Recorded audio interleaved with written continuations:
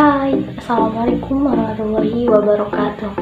Perkenalkan, nama saya Endah Kartika dari kelas 12 IPA 1. Di sini saya akan mempresentasikan kebijakan politik dan ekonomi pada masa B.J. Habibie dan juga pada masa Abdurrahman Wahid. Selamat menyaksikan.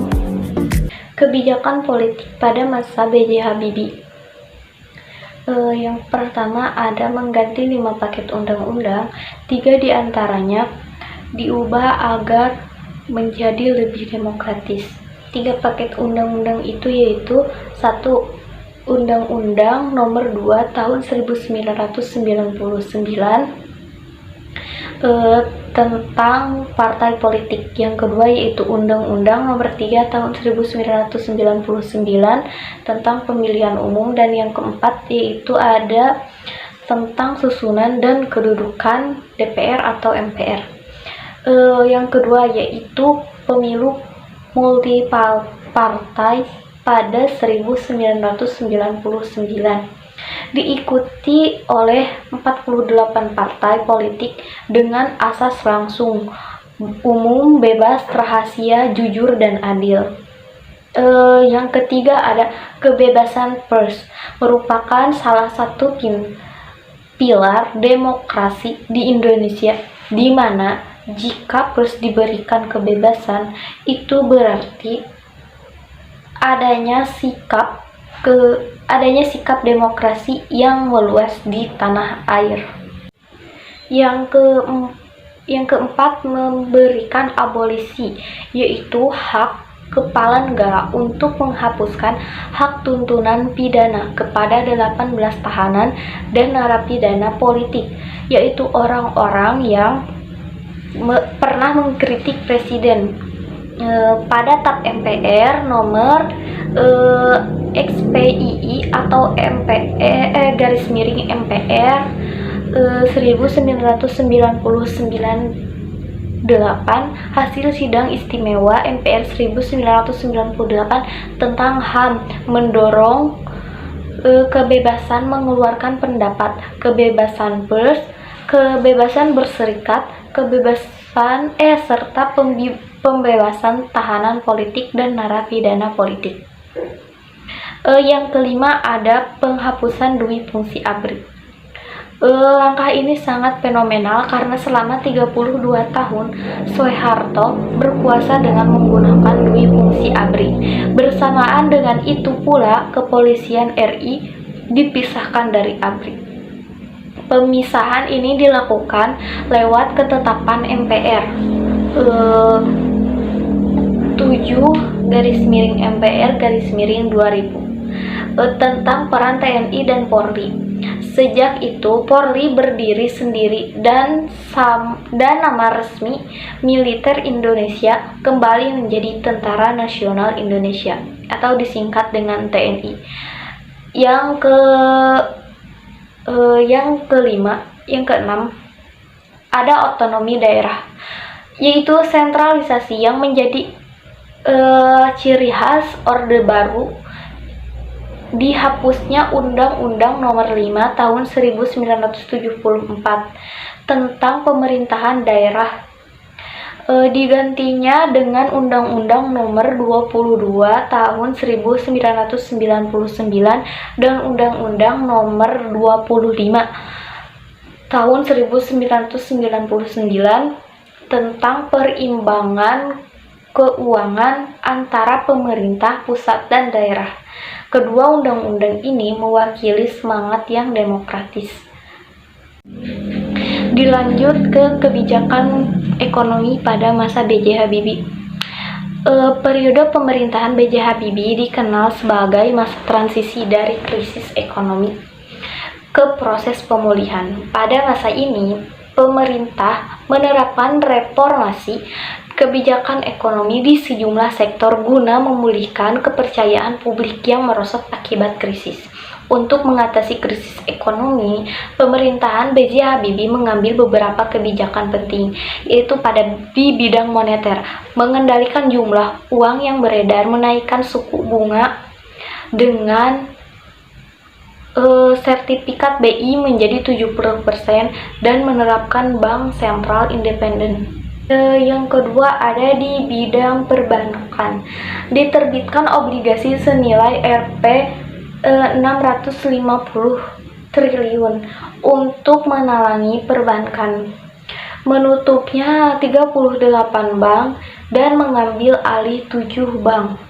Pada bidang fisikal, sejumlah proyek infrastruktur dibatalkan, juga perlakuan khusus bagi mobil nasional dan membiayai program jaringan pengaman nasional. Sedangkan di bidang koperasi, utang swasta direstrukturisasi melalui skema Indonesian Obat Restructuring Agency atau INDRA dan Prakarsa Jakarta, serta menghentikan praktek monopoli. Dilanjut ke kebijakan politik pada masa Abdurrahman Wahid. Yang pertama ada membentuk Kabinet Persatuan Nasional. Kabinet ini merupakan koalisi partai politik yang sebelumnya mengusung Abdurrahman Wahid menjadi presiden, yakni PKB, Golkar, PPP, PAN, PK, dan PDIP. Yang kedua yaitu ada membubarkan membubarkan 2 departemen, yakni Departemen Penerangan dan Departemen Sosial. Alasannya untuk perampingan struktur pemerintahan.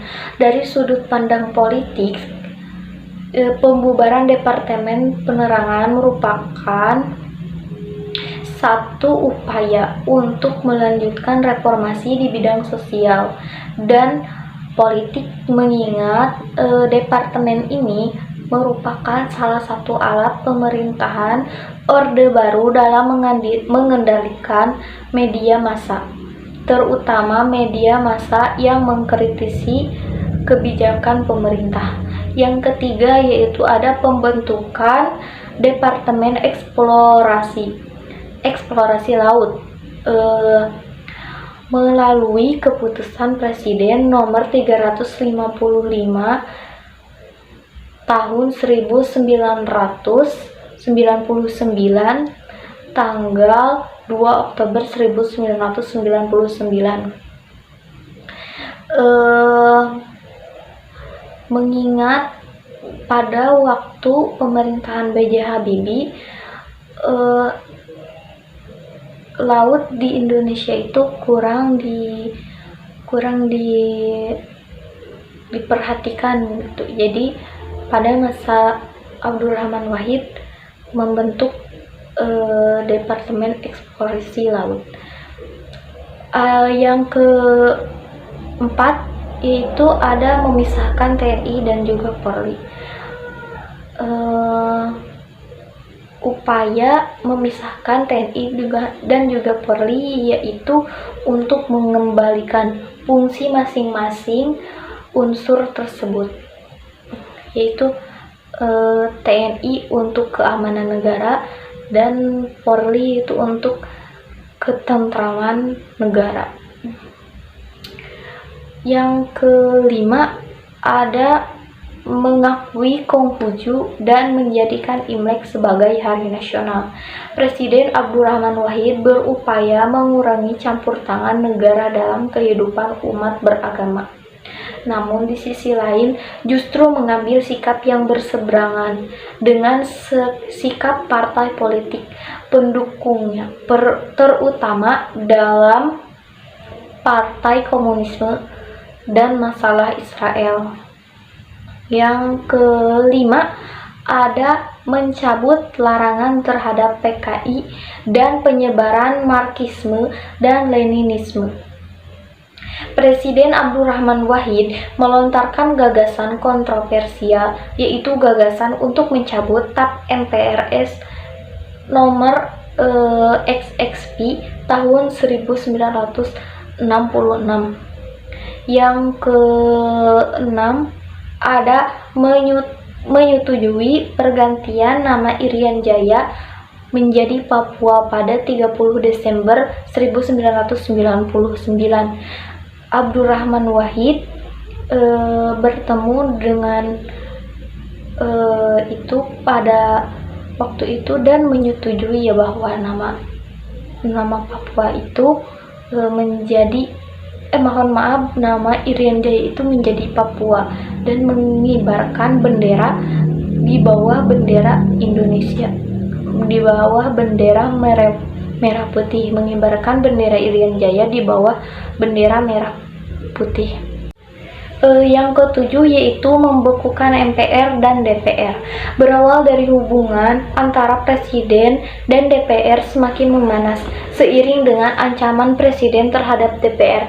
Jika DPR melanjutkan niat mereka untuk menggelar sidang istimewa MPR, maka Presiden akan mengumumkan keadaan darurat, mempercepat penyelenggaraan pemilu yang bermakna akan terjadi pergantian anggota DPR dan memerintahkan TNI dan juga Polri untuk mengambil tindakan hukum terhadap sejumlah orang tertentu yang dianggap menjadi tokoh yang aktif menyudutkan pemerintahan.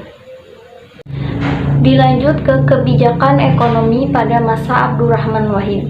Masa pemerintahan Presiden Abdurrahman Wahid, kondisi ekonomi menghadapi tantangan karena terganggunya hubungan pemerintah dengan DPR dan IMF. Akibatnya, sejumlah indikator ekonomi kembali melemah. Sejumlah kebijakan seperti upaya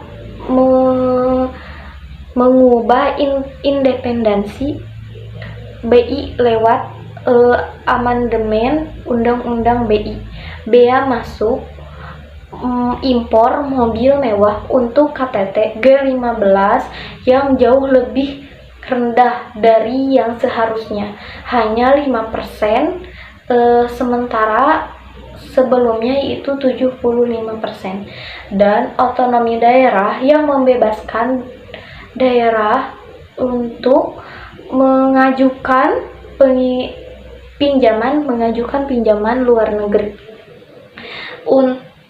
tidak populer di masyarakat dan menuai protes. Kondisi perekonomian yang sempat memburuk setelah sebelumnya menunjukkan gejala-gejala kepulihan di masa pemerintahan B.J. Habibie, meresahkan publik dan juga para investor. Nilai tukar terhadap dolar Amerika Serikat yang semula Rp 7.500 pada 1999 menjadi 9.800 pada 2001. Pergerakan indeks harga saham gabungan atau yang disingkat dengan IHSG turun. Pertumbuhan ekonomi yang semula 5% pada tahun 2000 menjadi 3,6% pada 2001. Sebaliknya, tingkat inflasi pun meningkat drastis dari 2% pada 1999 menjadi 12,6% pada 2001. Melalui desentralisasi fiskal, pemerintah bersama-sama dengan Bank Dunia berupaya menurunkan tingkat kemiskinan melalui program pengembangan kecamatan. Selain itu juga ada proyek pedesaan, mulai dari pembangunan infrastruktur seperti jalan, jembatan, dan saluran irigasi dan sanitasi, juga memberikan bantuan kredit usaha mikro. Cukup sekian yang dapat saya sampaikan. Semoga apa yang saya telah sampaikan barusan bisa dimengerti dan juga bisa bermanfaat. Wabillahi taufiq wal hidayah. Wassalamualaikum warahmatullahi wabarakatuh.